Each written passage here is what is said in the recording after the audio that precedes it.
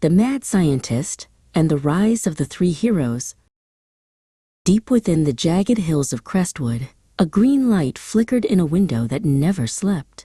Dr. Malvern was a man of cold wires and heavy gears, obsessed with making life from the shadows.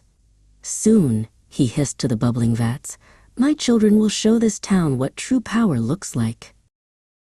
In the valley below, Eric felt the change first. He was a boy who listened to the heartbeat of the earth.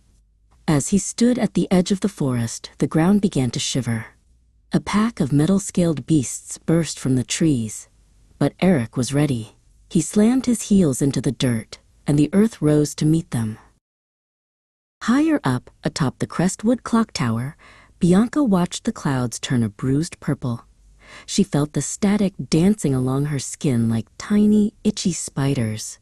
She didn't fear the coming storm. She was the storm. With a leap of faith, she reached for the sky. Sky reached back. Emily sat in the center of the quiet town square, her eyes closed tight. She didn't need to see the monsters to know they were coming. She could feel their jagged, angry thoughts. While others ran for cover, Emily stayed still, her mind weaving a shimmering web of light to protect the innocent. The monsters reached the town's main street, their iron claws tearing at the pavement. Eric arrived from the hills just as Bianca dropped from the sky. They didn't know each other, but as the beasts closed in, they stood shoulder to shoulder, earth and sky prepared to fight as one. The beasts were too fast, and their numbers were too many. Just as a monster prepared to spring, it froze in mid-air.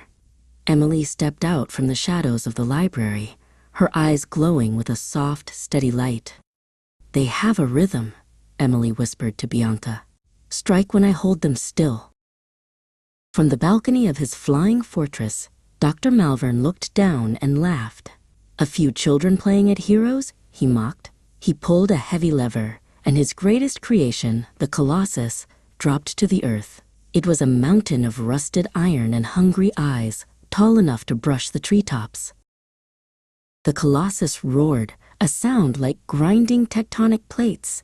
Eric didn't flinch. He knelt and pressed his palms to the street, pouring every ounce of his will into the stone.